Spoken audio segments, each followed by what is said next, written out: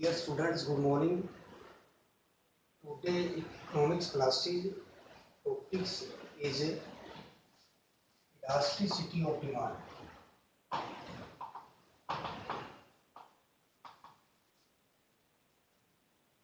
आज की टॉपिक लेंगे हम elasticity of demand.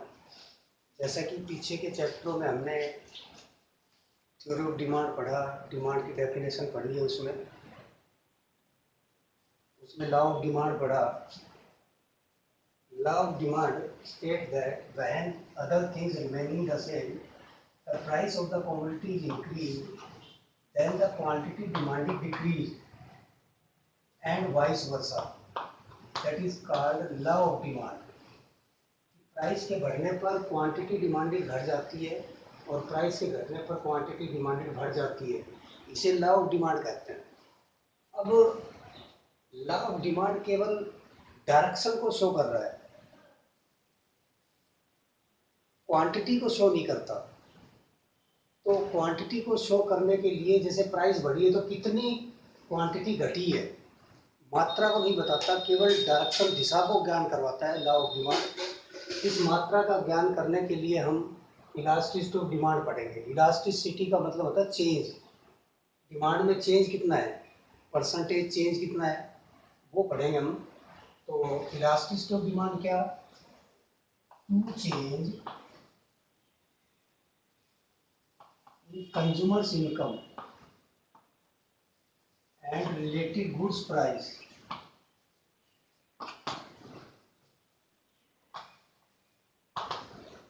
and price of the commodity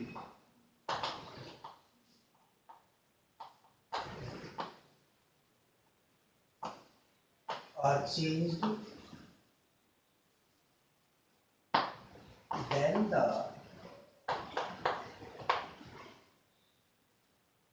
quantity demanded is also changed.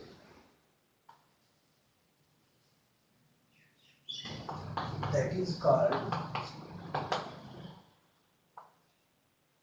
elasticity of demand. कहने का मतलब क्या है कि उपभोक्ता की आय में परिवर्तन होने से, संबंधित वस्तु की कीमतों में परिवर्तन होने से और वस्तु की कीमत में परिवर्तन होने से क्वांटिटी डिमांडेड में जो चेंज होता है उस चेंज को इलास्टिसिटी ऑफ डिमांड कहते हैं।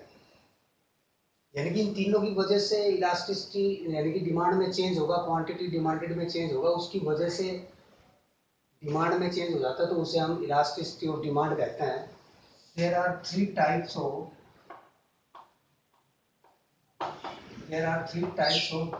Price elasticity of demand. First is price elasticity of demand,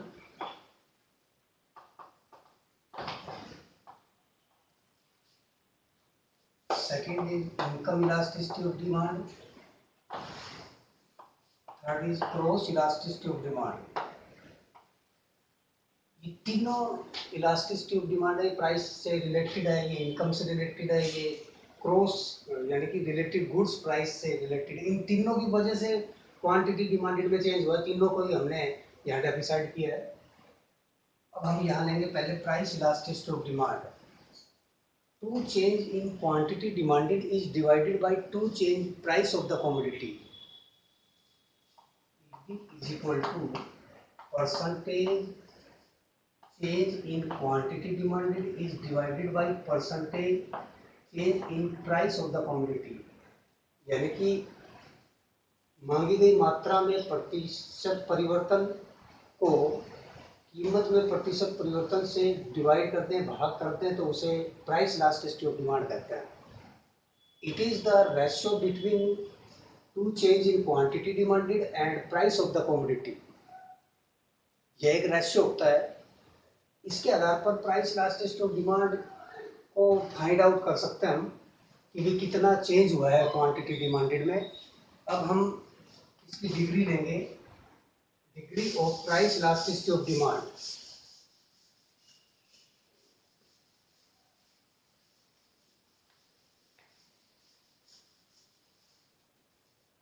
degree of price elasticity of demand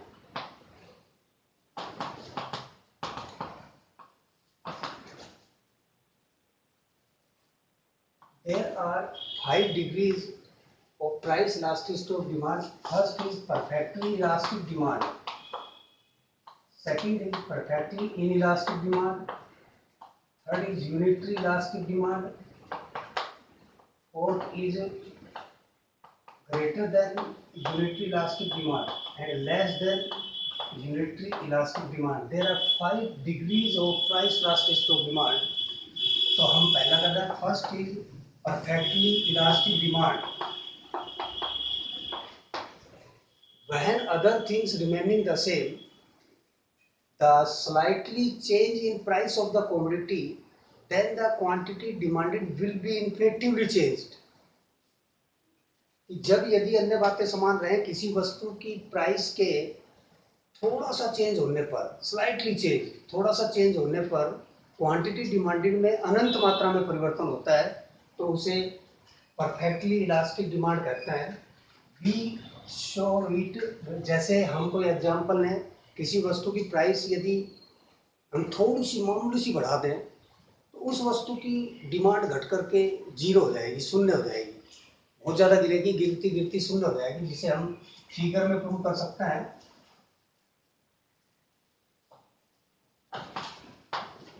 OX axis shows quantity, OY axis shows price of the commodity. DD is a perfectly elastic demand curve. ये fix कर दी हमने. OP price पर OQ quantity demanded है. When the price of the commodity मामूली सी बढ़ा दे, OP से OQ 1 कर दे, मामूली बढ़ गई ऊपर, तो अब ये बढ़ गई तो ये क्वांटिटी घटेगी, घट करके बहुत ज़्यादा घट करके जीरो हो जाएगी, इसको टच कर जाएगी, जीरो हो जाएगी. और उल्टा करें, यदि प्राइस को घटा करके थोड़ा मामूली से कम कर दे, OP2 कर दे, मामूली स्लाइटली चेंज, तो then the quantity demanded will be increased. बहुत ज़्यादा बढ़ेगी इधर, ये बहुत ज़्यादा बढ़ जाए तो यहाँ पर elasticity of demand perfectly elastic है. क्यों? क्योंकि प्राइस का मामूली चेंज क्वांटिटी डिमांडेड को इन्फिनिटिवली चेंज को शो करता है. तो ये था पहला हमारा. अब दूसरा हमने perfectly inelastic demand.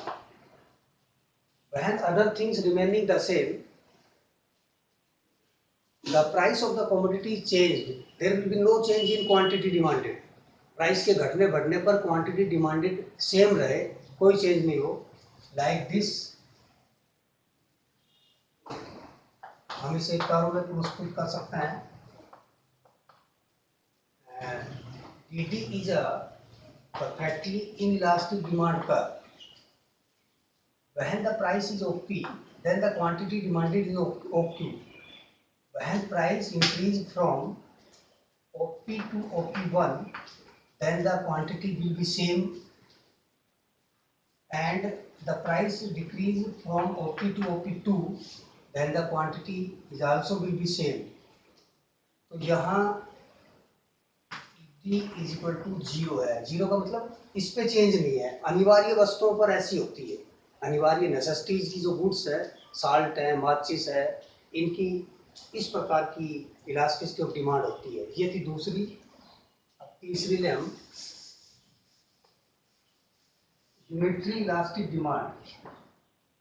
Same change in quantity demanded and price of the commodity. When other things remaining the same, same change price of the commodity and quantity demanded, यानी कि delta Q is equal to delta P, दोनों में same change होगा. जितना quantity demanded बढ़ी है उतनी ही price of the commodity घट जाएगी. जैसे प्राइस ले हम, ये क्वांटिटी ले 5 पे 10, 10 पे 5, डिमांड प्राइस 5 बढ़ी है तो 5 ये क्वांटिटी घट गई. तो यहाँ पर क्वांटिटी OX एक्सिस पे, OY पर प्राइस ली हमने.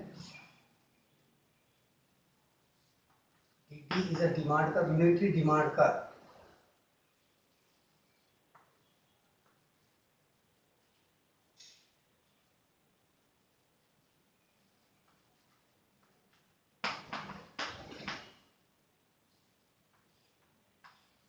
इन केस में demand curve is a rectangular hyperbola. Rectangular hyperbola demand curve का मतलब कि इस डिमांड कर्व के किसी भी पॉइंट पर हम इलास्टिसिटी ऑफ डिमांड को फाइंड आउट करें तो ED इक्वल टू 1 होगा. इस पॉइंट पर भी करें तो ED इक्वल टू 1, और इस पे भी ED is equal to 1। Same होगा कि प्राइस का जितना परिवर्तन हुआ है क्वांटिटी में उसके विपरीत उतना ही परिवर्तन होगा जितना प्राइस में हुआ है। तो ये था इलास्टिसिटी इक्वल टू 1। और अगला ले हम elasticity is less than 1 greater than 1।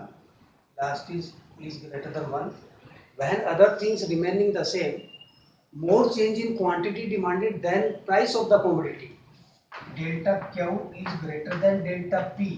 यानी कि ये प्राइस भी ये क्वांटिटी भी 5 पे 10, ये मान लो सपोज करें 3 हो गई, ये घट गई तो ये बढ़ेगी, ये 25 हो गई। जितना चेंज इसमें हुआ उससे इसमें ज़्यादा चेंज हुआ, इसमें कम हुआ, यानी कि quantity demanded more change than price of the commodity.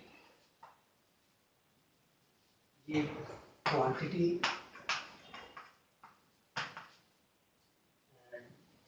यहाँ पे जैसे ये ओपी प्राइस पहले फिक्स कर दी हमने, ओपी प्राइस पर ओपी क्वांटिटी डिमांडेड है, देन द प्राइस डिक्रीज, ये हमने ओपी 1 प्राइस हो गई, ये घट गई तो ये बढ़ी, तो यहाँ पर कर्व बने ग्रेटर देन 1। जितना चेंज डेल्टा क्यू में हुआ है उससे कम चेंज हुआ है डेल्टा पी में, more change in delta Q than price of the commodity. ये ईडी ग्रेटर देन 1 थी। अब अगली ले हम ईडी लेस देन 1, यानी कि less than unitary elastic demand, when other things remaining the same, less change in quantity demanded than price of the commodity, delta Q less than delta P. Price ले ले, यहाँ quantity ले ले 5 पे 10, यानी 5 रुपये पर 10 वस्तु खरीदी जा रही है। अब इसमें चेंज कम होंगे, जैसे बढ़ाकर के 25 कर दी, ये घटेगी 8 हो गई। जितना चेंज इसमें हुआ है उसकी तुलना में इसमें ज़्यादा हुआ। इसको कर्व में हम प्रस्तुत करें, ये पी एक्स 2x पहले फिक्स करना, हम ये फिक्स हो गई। ये प्राइस ज़्यादा बढ़ जाए तो ये घटेगी कम, ये कम चेंज हुआ है, ये ज़्यादा चेंज हुआ है, तो डेल्टा पी डेल्टा क्यू